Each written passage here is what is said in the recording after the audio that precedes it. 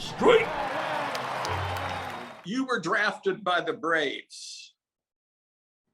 How did your family react to that? Well, it was exciting because, like so many of us, all I ever wanted to do was be a big league baseball player, and Right. not near your level, but I had some success. And so the night before the draft in 1971, Rex Carr from the Angels called my father, told me he's going to draft me tomorrow. Then we got a call from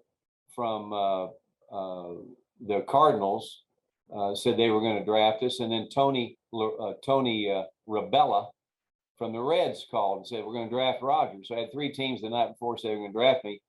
The next day, I got a call from Paul Richards about 10 o'clock in the morning, said the Braves had drafted me. So that was a surprise. And my family was excited. And the next day, he said, meet me in Crockett, Texas. I'll sign you. I go down to Crockett, Texas, and they had me hit balls off a batting practice pitcher. And I signed, there was no agents or anything. We just signed. I wanted to go play.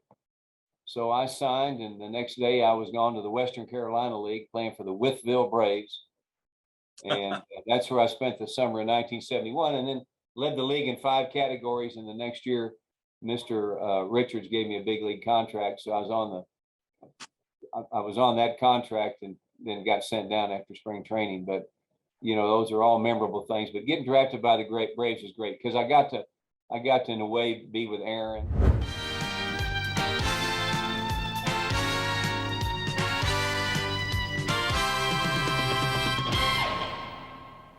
Henry Aaron's rookie season in 1954 produced a modest 13 home runs, but for the next 20 years he never hit fewer than 20, all the while building up to one of the great moments in baseball history, home run number 715. Once I reached something like 650, I was way up in the 600. I thought that I had an outside chance, if everything would fall in place. I thought that I had a real good chance of the record. As Aaron got closer and closer to number 714, the press that followed him became bigger and more difficult to manage. The last 2 years leading up to the home run was 2 of the toughest years I had in professional sport. I guess the thing that I hated the most was the fact that I didn't have the freedom of movement. I didn't have the freedom to go wherever I choose to go. In 1973, Aaron became the first active player to throw out the first ball at a World Series.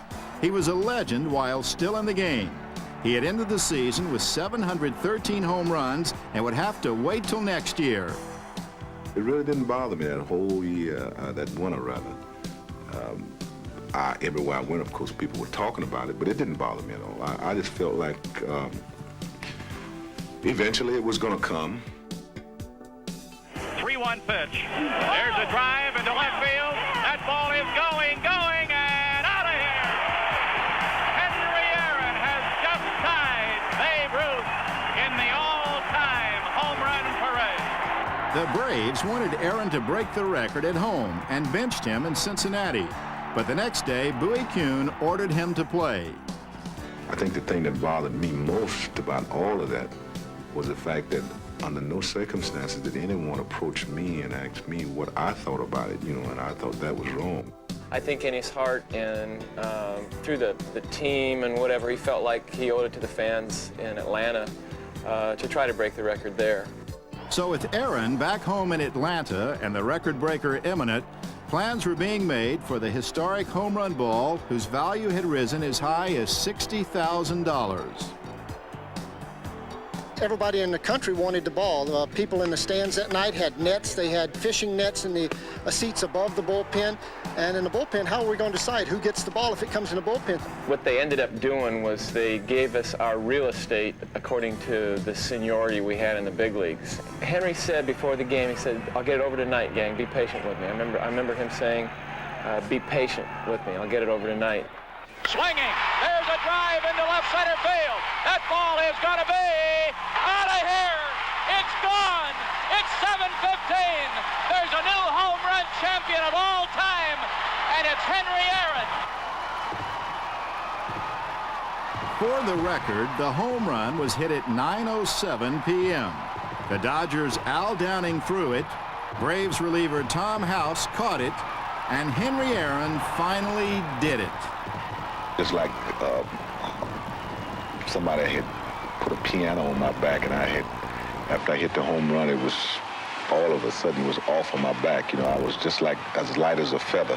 It was just a great moment.